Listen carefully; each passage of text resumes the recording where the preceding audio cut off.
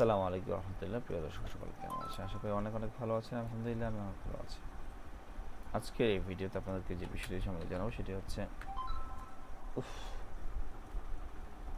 চলুন জেনে নেওয়া যাক টেকনোলজি বিষয়ক যে তথ্যটি আপনাদেরকে দিতে যাচ্ছি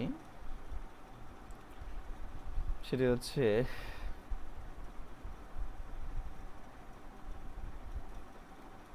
আচ্ছা 32টি দেশে স্যাটেলাইটের তালিকায় নেই, ট্যাগ লাগবে 35টা, তাই তো? আচ্ছা,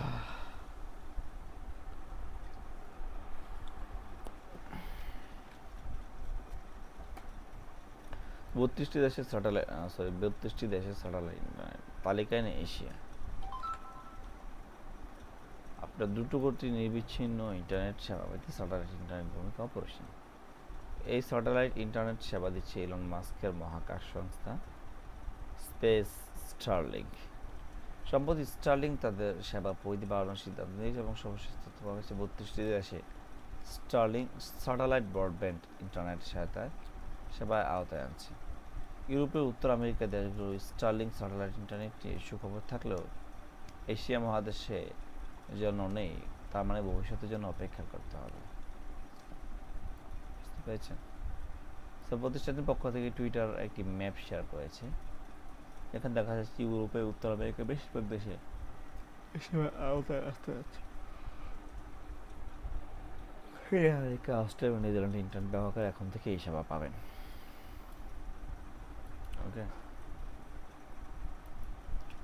ম্যাপে দেখা গেছে যে আপনার আফ্রিকার মহাদেশ যেটাকে বলে বিভিন্ন দেশগুলোতে চিহ্নিত করা হয়েছে যে কামিং সুন চিহ্ন দিয়ে প্রযুক্তি সাইট ভার্স জানিয়েছে 2023 সাল নাগাদ এসব দেশে স্টারলিংকের ইন্টারনেট চালু হওয়ার সম্ভাবনা রয়েছে।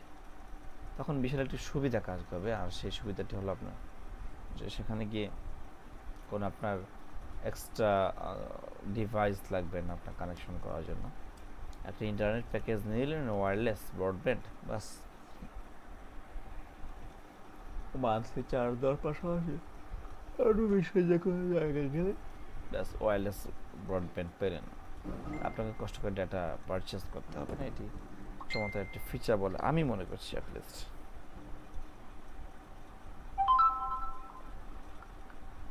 ওকে,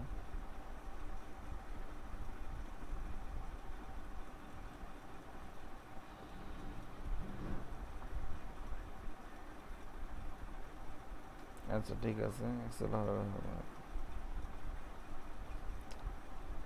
সো এই ছিল